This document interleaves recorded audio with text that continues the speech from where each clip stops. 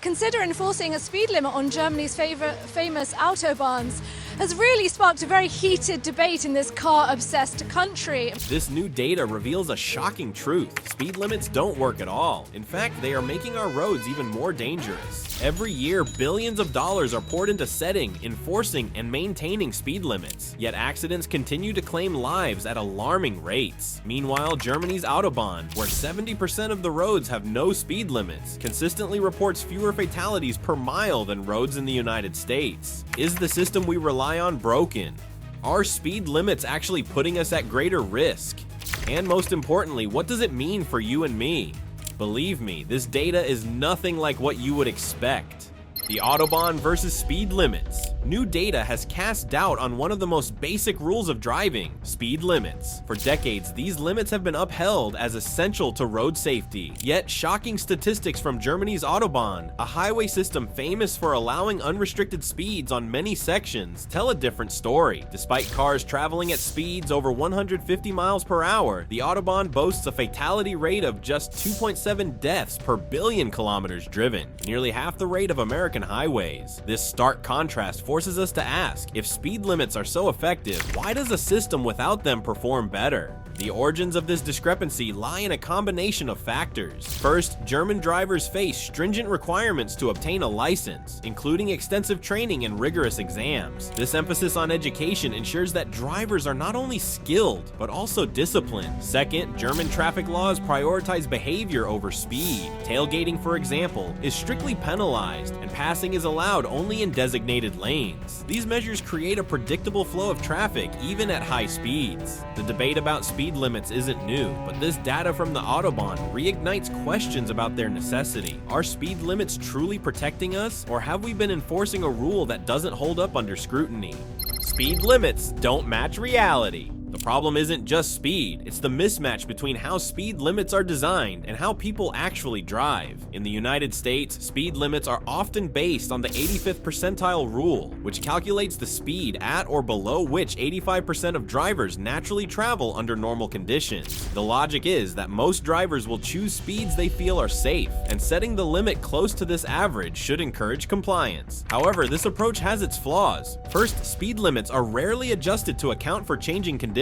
A highway might have the same posted limit on a sunny day as it does during heavy rain or icy weather, leaving drivers to rely on their instincts rather than clear guidance. Second, speed limits are often set too low for the conditions of the road, leading to widespread non-compliance. Nearly 50% of American drivers admit to exceeding the speed limit by at least 15 miles per hour in the past month. This habitual rule breaking erodes respect for traffic laws overall. Speed variability compounds the issue. When some drivers adhere strictly to the limit while others exceed it, the difference in speeds creates dangerous conditions. Tailgating, sudden lane changes, and abrupt braking become more common, increasing the likelihood of collisions. Ironically, speed limits designed to promote safety can sometimes cause more chaos by forcing drivers into speeds that don't match the flow of traffic. Infrastructure problems further exacerbate the risks. Inconsistent maintenance standards across states mean drivers frequently encounter uneven surfaces, potholes, and other hazards that make adhering to speed limits even more difficult. The fragmented approach to road management in the United States contrasts sharply with Germany's proactive, centralized system, which focuses on long-term durability and uniform quality. Together, these factors paint a picture of a system that often fails to align with the realities of modern driving. The problem isn't just that speed limits exist, it's that they don't always make sense for the roads or the drivers using them. Why does it matter? The implications of this debate extend far beyond academic discussions or policy meetings. They affect every driver on the road. For individuals, the disconnect between speed limits and reality means constant exposure to frustration, inefficiency, and, at worst, danger. Drivers navigating poorly maintained roads or dealing with speed variability are more likely to experience accidents, higher insurance premiums, and even fines from speeding tickets that feel more like traps than safety measures. For the automotive industry, this debate has significant ripple effects. Car manufacturers are designing increasingly sophisticated vehicles equipped with advanced safety features like adaptive cruise control, lane keeping assistance, and automated braking. These technologies allow cars to perform safely at higher speeds, yet speed limits often fail to reflect this progress. As a result, the full potential of modern vehicles remains untapped, leaving drivers to wonder why their cars are built for speed they aren't allowed to use. Economically, outdated speed limits and inconsistent infrastructure create inefficiencies that cost billions of dollars annually. Delivery services, freight operators, and long-haul drivers are forced to navigate a patchwork of regulations that slow down operations, increase fuel consumption, and raise maintenance costs. Meanwhile, the environmental impact of unnecessary braking and acceleration caused by mismatched speed limits and variable traffic flow contributes to higher emissions of carbon dioxide and other pollutants. For society as a whole, the stakes are even higher. The money spent enforcing speed limits and repairing poorly maintained roads could be redirected towards smarter solutions, like dynamic speed limits that adjust to real-time conditions or infrastructure investments that prioritize durability and safety. These changes could not only improve road safety, but also reduce congestion, lower emissions, and save lives. This debate is about more than just speed limits. It's about rethinking how we design and use our roads in a way that benefits everyone. Whether you're a daily commuter, an industry professional, or simply someone concerned about the environment, this conversation affects you. The question now is not whether speed limits work, but whether we're ready to replace them with smarter, more effective solutions. A history of speed control. The concept of speed limits is older than most people realize. The first recorded speed limit wasn't in a car, but a horse-drawn carriage. Back in 1865, Britain passed the Locomotive Act, setting the speed limit for carriages at 2 miles per hour in towns and 4 miles per hour in the countryside. Fast forward to the early 20th century, as automobiles roared onto the scene, cities began imposing speed limits to manage the chaos of this new technology. In the US, the first speed limits appeared in Connecticut in 1901, where cars were limited to 12 miles per hour in cities and 15 miles per hour on country roads. But these early limits weren't just about safety, they were also about controlling technology that many saw as dangerous and disruptive. The real turning point came in 1974 during the oil crisis. Facing skyrocketing fuel prices, the federal government established a national speed limit of 55 miles per hour to conserve energy. It wasn't about safety at first, it was about reducing fuel consumption. But when the number of highway fatalities dropped almost immediately, safety became the main argument for keeping it. By 1995, Congress repealed the national speed limit, giving states the authority to set their own. Since then, speed limits have been rising steadily, with some states like Texas setting limits as high as 85 miles per hour on certain highways. Yet, even as these limits rise, the debate remains. Are they helping or hurting?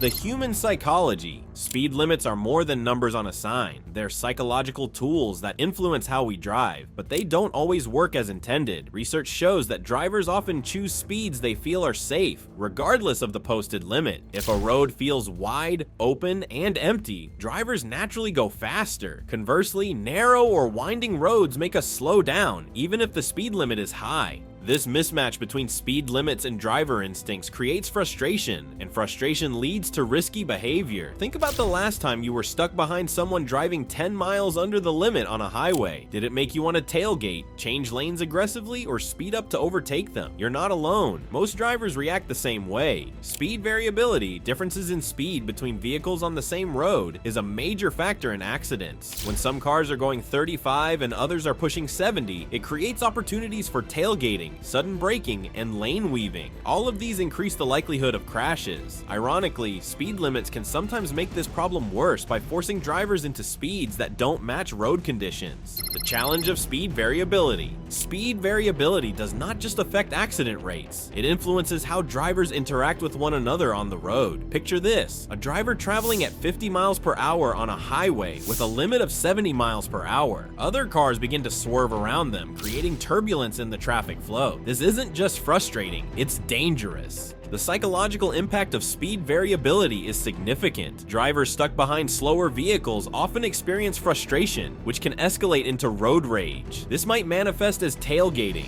honking, or aggressive overtaking, all of which increase the risk of an accident. On a larger scale, these behaviors contribute to congestion, as cars constantly brake and accelerate to navigate around slower moving traffic. This is where the German Autobahn provides a stark contrast. While the lack of speed limits on many sections is its most famous feature, the real key to its success is the strict enforcement of lane discipline. Drivers must stay in the right lane unless passing, ensuring a smooth and predictable flow of traffic. In the United States, however, camping in the left lane is a common frustration, creating bottlenecks and increasing variability. Studies by organizations such as the Federal Highway Administration and the Institute of Transportation Engineers have shown that reducing speed variability can have a greater impact on safety than lowering or raising speed limits. When cars travel at relatively uniform speeds, the risks associated with tailgating, sudden lane changes, and reaction time are significantly reduced. This suggests that addressing variability may be more important than focusing on speed limits alone.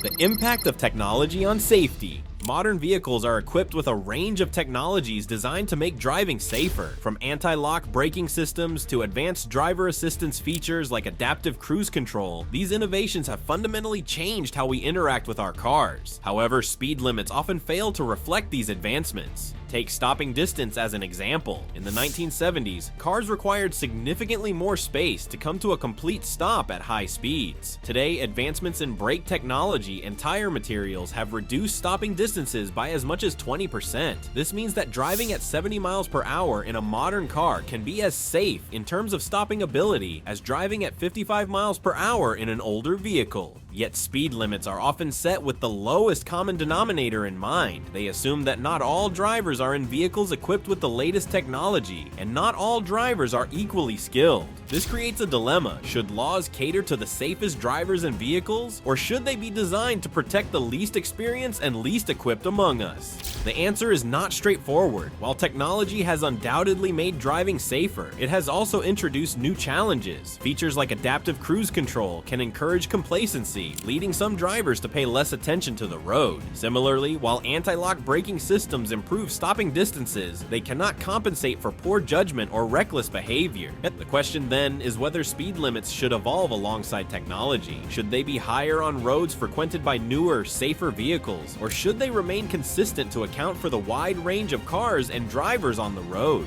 The financial and environmental costs. Speed limits are not just about safety, they have significant financial and environmental implications. From an economic perspective, speeding tickets are a major source of revenue for states and municipalities. In many areas, traffic enforcement is as much about generating income as it is about promoting safety. This creates a conflict of interest that raises questions about the true purpose of speed limits. For individual drivers, speeding tickets can lead to more than just fines. Increased insurance premiums, points on a driving record, and even license suspensions can have long-lasting financial consequences. This disproportionate impact on lower-income drivers further complicates the issue, as the penalties for speeding can exacerbate existing inequalities. Environmental concerns add another layer of complexity. Studies have shown that reducing speed limits can significantly decrease emissions of carbon dioxide, nitrogen oxides, and particulate matter. Slower speeds lead to better fuel efficiency, particularly for vehicles with internal combustion engines. However, this benefit must be weighed against the frustration and inefficiency caused by traffic congestion, which can increase emissions due to frequent braking and acceleration. In a world increasingly focused on sustainability, the role of speed limits in reducing environmental impact cannot be ignored. Yet the solution is not as simple as lowering limits across the board. Instead, a more nuanced approach is needed, one that considers the interplay between speed, fuel efficiency, and traffic flow.